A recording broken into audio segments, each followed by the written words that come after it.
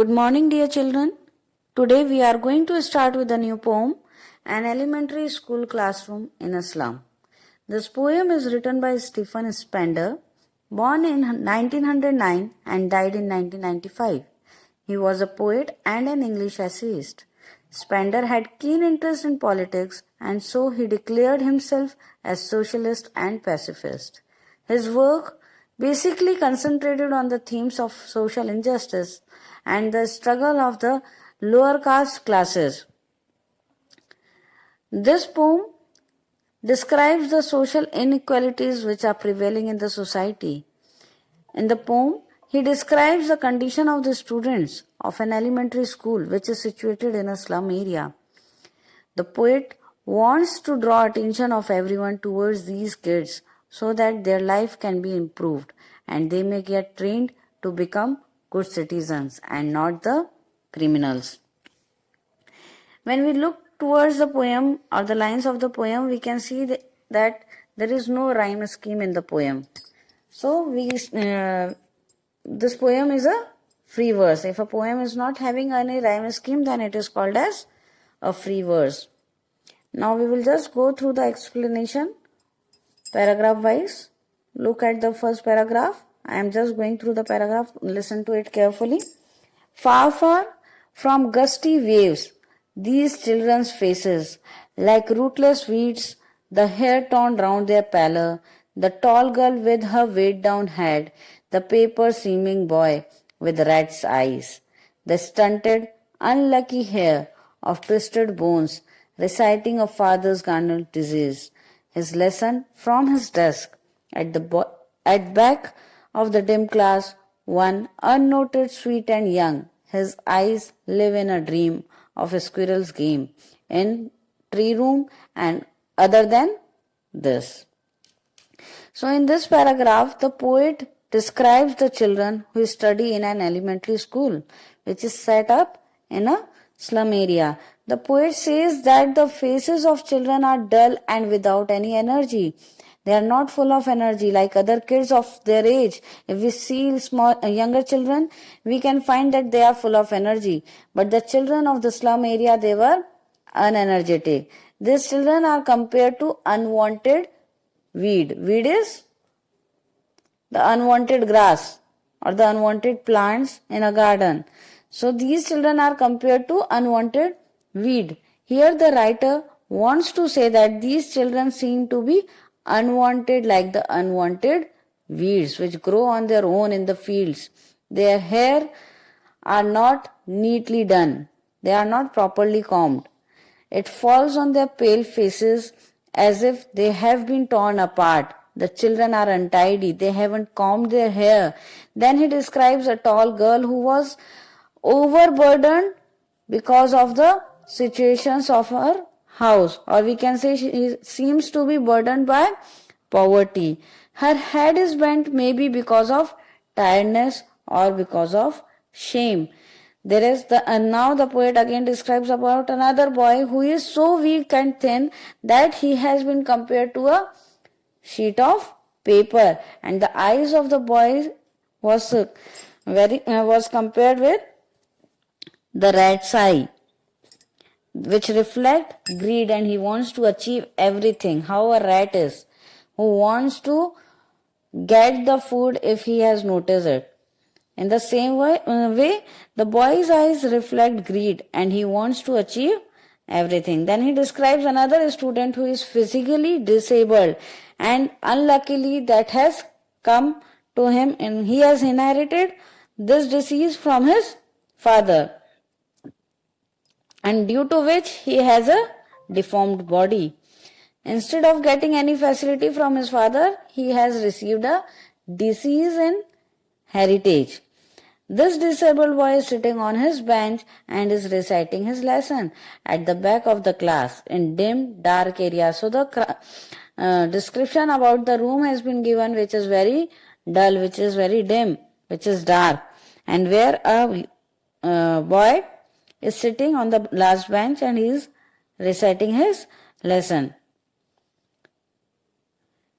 The poet could see his eyes, which were bright and full of a dream, but the poet was able to see the eyes of the boy, which was full of some dreams, and because of that, the eyes were looking bright. Even though the child was not so bright, was dull, not tidy, but still, since because the dreams are there in our eyes, his eyes were bright. He was not paying attention to the class and he was looking outside. He was thinking something. He was interested in playing with squirrels in the tree house. So in this paragraph, the poet has basically described about different children who are sitting in the class. Now we are going to start with the second paragraph. I am reading out the paragraph. Listen to it carefully and then we will go through the explanation part. On sour cream walls, donations, Shakespeare's head, cloudless at dawn, civilized dome, riding all cities, belt, flowery, Trello's valley, open-handed map, awarding the world its world. And yet, for these children, these windows, not this map, their world, where all their futures painted with the fog, a narrow street sealed in with a lead sky, far, far from rivers, capes, and stars of words.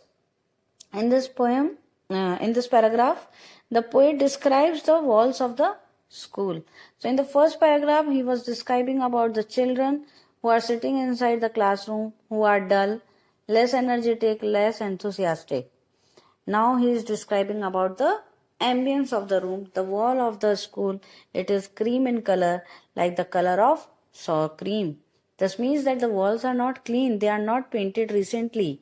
The walls are covered with different charts and images that must have been donated by different people. There is a picture of Shakespeare on the wall. His head, which is bald, looks like the rising sun at the horizon.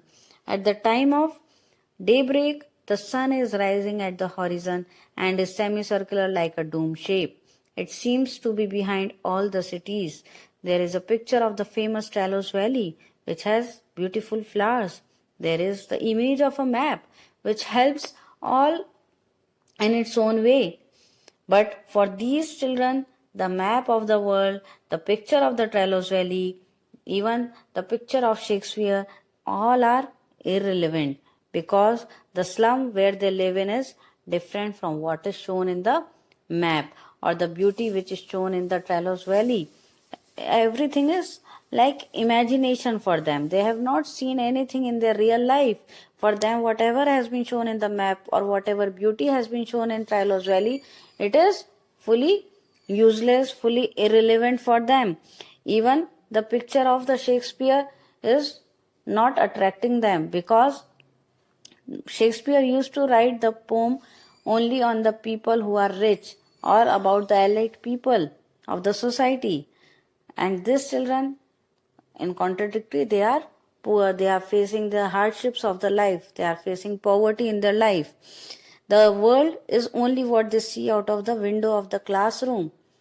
The slum area is the only world for them. They have not seen anything extra to it. Their future is full of darkness. Their future is compared to a narrow street, which means that there is no wide scope available for their future growth. These children are far away from the radiant light of knowledge and education. Their future is fully is there in covered with fog or it is in darkness. They are not able to know their future, that what they are going to do. They are just facing their hardships in the present. In this paragraph, the poet has used literary device like metaphor in which he has compared walls to be as dull as sour cream. Another metaphor which he has used is the future of the kids, which is described as limited, narrow street sealed with a lead sky. So these two metaphors have been used here.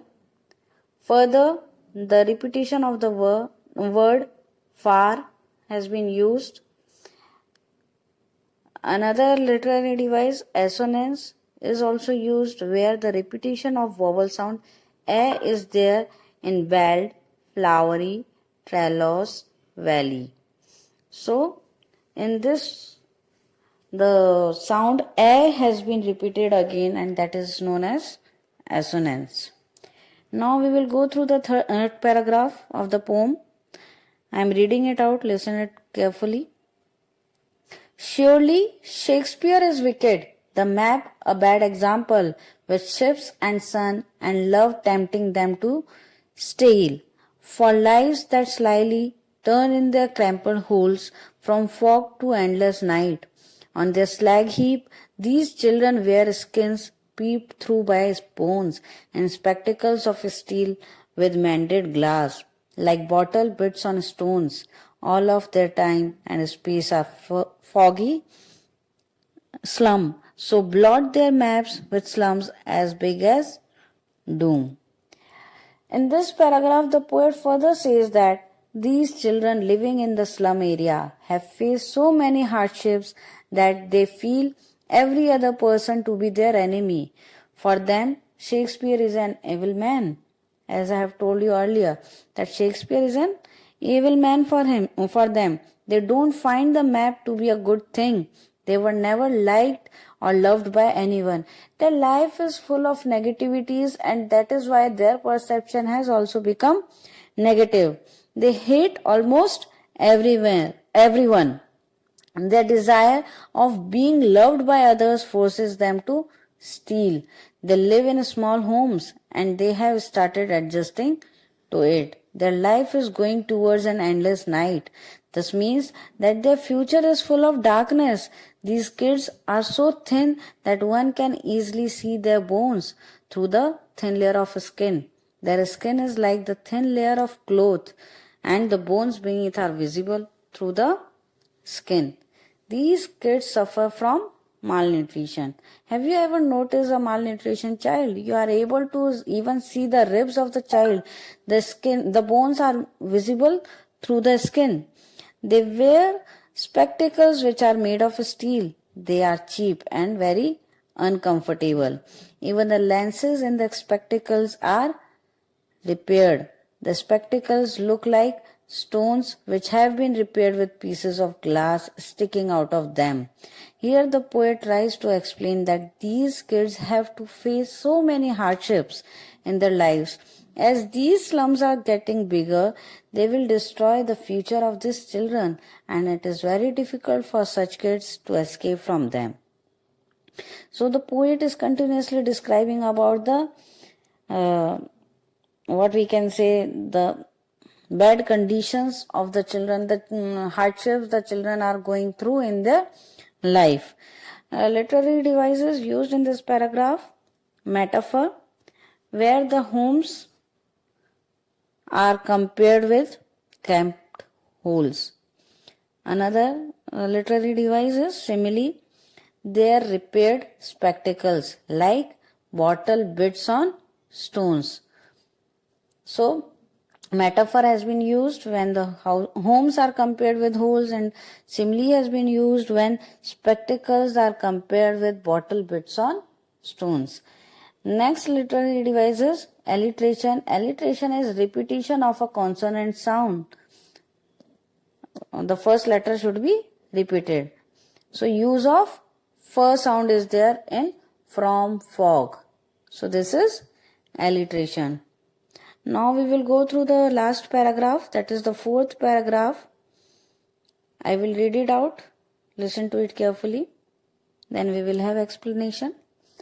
Unless governor, inspector, visitor, this map becomes their window, and these windows that shut upon their lives like catacombs, break, oh break, open till they break the town, and show the children to green fields, and make their world run azure on gold sands, and let their tongues run naked into books, the white and green leaves open history theirs, whose language is the sun. Catacombs here means tomb or cemetery. Azure means deep blue color. So in this paragraph, the poet says that the government should take notice of the problems being faced by these kids. He urges them to change the life of these kids and make the world map a reality for them. There is a need to break the restrictions which are put on them due to poverty and lack of resources.